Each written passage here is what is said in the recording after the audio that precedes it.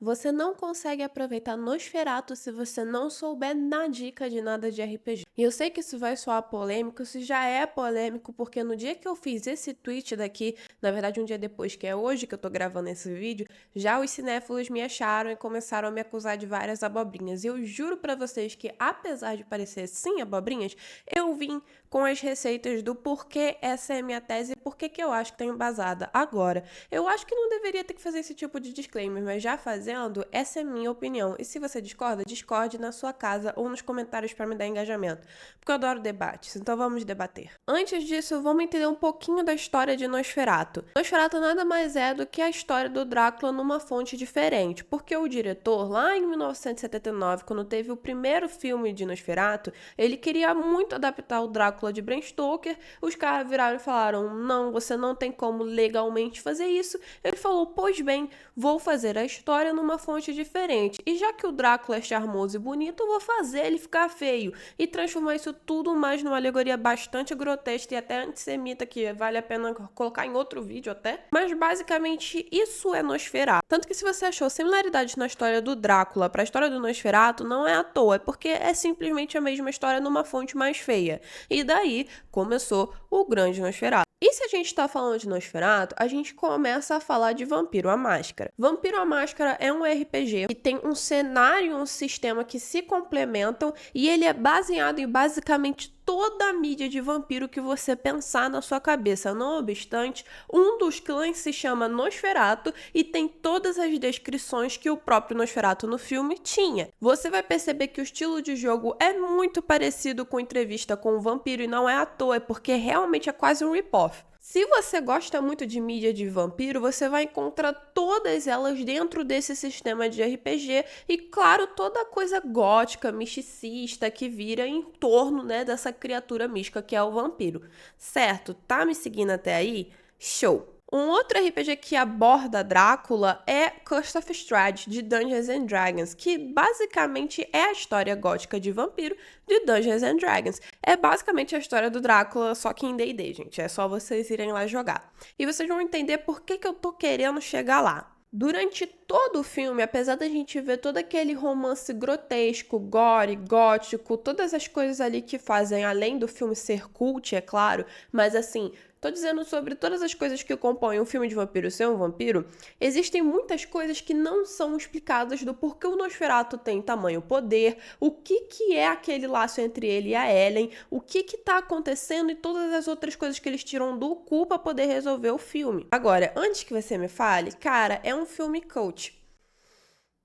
Eu entenderia se ele não estivesse em cinemas grandes, porque um outro filme desse mesmo diretor, O Farol, e eu já vou falar pra ele mais pra frente no vídeo, ele veio pros cinemas também, mas veio pra cinemas escondidos, realmente cults, e aí tudo bem, algumas pessoas não iam ter essa acessibilidade de ir nesses cinemas muito escondidos dentro de bairros nobres pra ir assistir e nem pagar o ingresso. Mas quando a gente tá falando de um filme assim, que tá lá nas telonas de um cinema normal, você espera que tenha um pouquinho de explicação, não. Mas antes fosse só isso, antes fosse só a questão da acessibilidade. Até as pessoas que gostam de Nosferatu, muitas delas não estão saindo satisfeitas com o filme. Eu mesma, eu fui assistir porque eu tava interessada em uns debates que surgiram online pelo filme.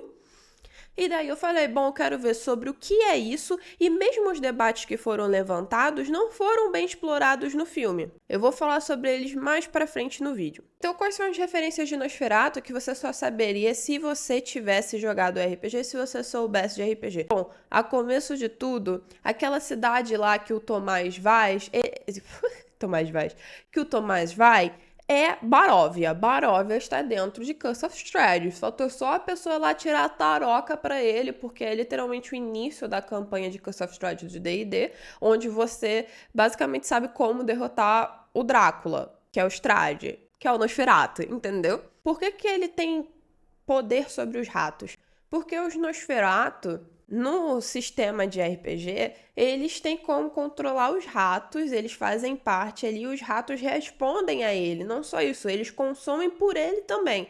É através dos ratos que eles consomem sangue de outras pessoas também. Então, assim, os ratos escutam os burbúrios, escutam as coisas. Se você souber disso, você vai entender com mais profundidade porque o clã Nosferatu serve de certa forma. Por que que aquele serviçal lá dele tem muito poder? Porque ele tomou o sangue do Conde Orlok. Ele é um carniçal dele. Ele não é nem humano, mas ele também não é vampiro. Ele é aquela meia coisa que tá em frenesi por ter grande poder e não sabe o que fazer com isso. E tá ali sendo segurado na promessa de que um dia será vampiro. E nunca foi, que a gente viu no filme. Isso é um carniçal, é um humano que tomou um pouquinho do sangue do vampiro em questão e vira servo dele, servo leal. E daí a gente vai pra mordida prazerosa. O Nosferatu, o Conde Orlok, ele é um predador sirena. O que é predador sirena? Dentro do sistema de vampiro, ele é um predador que ele dá prazer quando ele morde. Mesmo que a mordida dele seja grotesca, rançuda, cheia de putridão, doença e os caralho. E vale lembrar que não é só a Ellen que sentiu o prazer com a mordida do Orlok, o Tomás também sentiu quando ele foi mordido. Na verdade, todo o nojo, o gore e o terror é porque os humanos sentiram esse prazer vindo de uma criatura tão vil, nojenta, que é associada à praga, mas mesmo assim eles tiveram reações físicas com isso, entendeu? Isso pode muito bem ser uma crítica ou até mesmo uma alusão ao crime do não consentimento, caso você entenda o que eu queria dizer, mas também pode ser qualquer coisa, porque o filme não te dá nada certo para poder você fazer as suas teorias, então pode muito bem ser uma exploração da escuridão, da luxúria humana, como eu já vi várias pessoas interpretarem. As relações dos personagens com o Conde Orlok e toda essa sexualidade e eroticismo que envolve o filme. Isso são detalhes que iriam enriquecer o seu entendimento da obra, entende? Eu tenho uma teoria, e aí sim, agora sim eu aceito que vocês falem que eu tô levando longe demais. Eu tenho uma teoria de que ele era apaixonado na Ellen, porque assim, é falado no filme que ele não é capaz de amar. Aí tem aquele diálogo que tá todo mundo, ai meu Deus, isso aqui. Ok. Tem aquele diálogo lá que ele fala que ele não consegue se saciar sem ela. É que na minha interpretação, isso pode estar errado. Como eles trouxeram o fato da menstruação dela toda vez que ela tem uma crise epilética, coisa que eu odiei também essa representativa no cinema, enfim. Quando ela tem uma crise, ela tá ali falando com o Nosferatu, ela estava menstruada. Então, na minha concepção, ela bebeu o sangue dele, ele bebeu o sangue dela, e aí eles formaram um laço de sangue e pronto, assim, eles são obcecados um com o outro. Agora, minha opinião sobre algumas problemáticas e do porquê que eu fui assistir Nosferatu em primeiro lugar. Tava tendo um debate sobre como o Conde Orlok foi pra cima da Ellen quando ela era criança, e eu concordo. Isso pra mim me traz horror. Pronto. Ponto final. Não romantizo. Mas anyway, eu fui ver porque eu queria saber se ia ter uma explicação melhor, se iria ter um aprofundamento melhor sobre essa questão da Ellen, do porquê ela ainda tem luxúria pelo Conde Orlok e toda a relação deles que ali é bem conturbada. Eu queria saber porque eu queria debater sobre esse assunto que estava surgindo no Twitter e em outros lugares. Eu queria participar dessa conversa. Só que o filme não traz profundidade nisso. Isso é completamente da interpretação da pessoa que está assistindo. Embora eu acredito que sim, algumas coisas têm que estar na nossa interpretação, muitas coisas não têm que estar. Algumas coisas têm que ser explicadinhas um pouquinho melhor para poder a gente saber onde que a gente debate. Por isso que esse debate em si sobre a Ellen Warlock não leva em lugar nenhum. Não foi aprofundado de maneira alguma e também não vai ser aprofundado em outras entrevistas, acredito eu, tá? Então, sobre essa romantização, é por isso que eu fui assistir o filme, porque eu queria fazer parte desse debate. E o que eu recebi foi uma fanfic do meu RPG de Dark Ages. Tipo, é isso pra mim, entendeu? O que estaria tudo bem se você tivesse me vendido que seria esse o cunho do filme. Entendeu? Eu pensava que seria um bando de outras coisas e não uma coisa tipo RPG, entendeu? Pra mim, esse filme, ele é mais representativo sobre RPG do que o próprio filme do D&D, cara, que era só referência, assim. Esse filme, pra mim, ele é um filme de RPG, honestamente falando. Aquilo dali era uma sessão, uma campanha fácil. Fácil. O Farol é um outro filme desse mesmo diretor, que é um filme que tem o Willem Dafoe e o Robert Pattinson. Esse filme é um filme realmente muito cult. Ele é preto e branco, já começa por aí. Ele é um filme que ele não tem nem pé nem cabeça e a maioria das coisas de terror são alucinações. Tem muito cunho Lovecraftiano. Ai, mas como assim, Bela? Tem, cara. Tem o terror cósmico, o terror aquático, subaquático, tem todas as imagens ali e tem a loucura. Esse Você já jogou o One Shot de Call of Cthulhu, O Farol? Você vai entender que muitas das coisas ali têm a mesma alusão.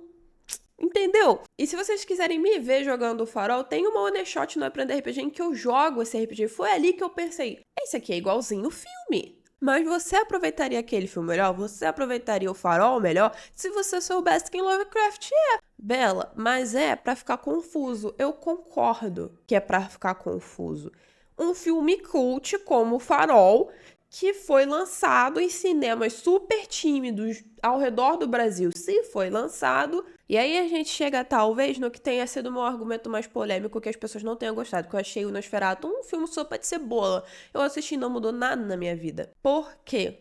Eu acredito que filmes tem que ser algo que a gente consiga debater com qualquer pessoa. E não que eu tenha que explicar uma lore intensa de uma coisa que nunca foi divulgada junto com o filme. Eu não deveria ter que explicar os inúmeros simbologismos, as inúmeras easter eggs que tem dentro do filme para uma pessoa para conseguir debater sobre ele, entendeu? Eu não deveria deixar que uma pessoa que não tem esse tipo de gosto desconfortável quando eu tentar explicar sobre o que é o filme.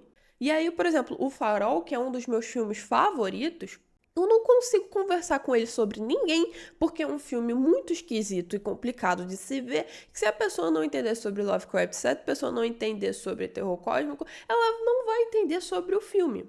Isso não é dizer que a direção não estava ótima, estava, a fotografia não estava ótima, está pra caramba, os atores foram escolhidos a dedo, foi lindo, todo mundo atuou super bem, foi muito bonito, o filme inteiro, ele é belíssimo, cara, todas as coisas góticas, toda a interpretação dos personagens, cara, bonito, é bonito. Mas alguém falou isso, eu não sei quem, mas foi um coach que eu vi em algum lugar da internet. Se você souber de onde é, coloca aqui embaixo, que é: se a arte não tem o que dizer, se a arte não tem o que falar, é muito difícil você falar dela, é muito difícil que a mensagem dela continue. E eu não tô aqui virando e falando que toda arte tem que ter significado.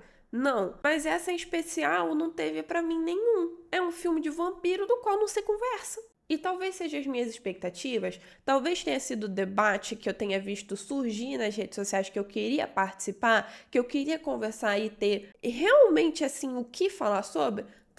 Talvez tenha sido eu, mas acho que no final a minha revolta fica porque eu fui pra assistir um filme e recebi uma sopa de cebola, entendeu? E eu sei que isso pode ser só a minha opinião, mas se você assistiu até aqui, isso fez sentido pra você, comenta aqui embaixo, já curte, comenta e compartilha, mostra pra aquela pessoa e fala assim: essa garota tá falando um monte de asneira, não tem problema, mas eu quero saber honestamente sua opinião sobre o filme. Afinal, hoje é segunda-feira, dia 19 de janeiro, eu vou editar esse vídeo hoje só porque eu tô muito o que falar, eu quero muito debater sobre esse filme e ele vai amanhã, no dia 20 de janeiro, onde você está assistindo neste exato momento. Então vamos conversar? Me dá palco, vamos comentar aqui, porque eu preciso de alguém para conversar sobre isso, que não é possível que eu seja a única pessoa indignada com esse filme. É isso, minhas estranhas. Se vocês gostaram do vídeo, já ativa o sininho e até a próxima terça-feira num novo vídeo. Até a próxima.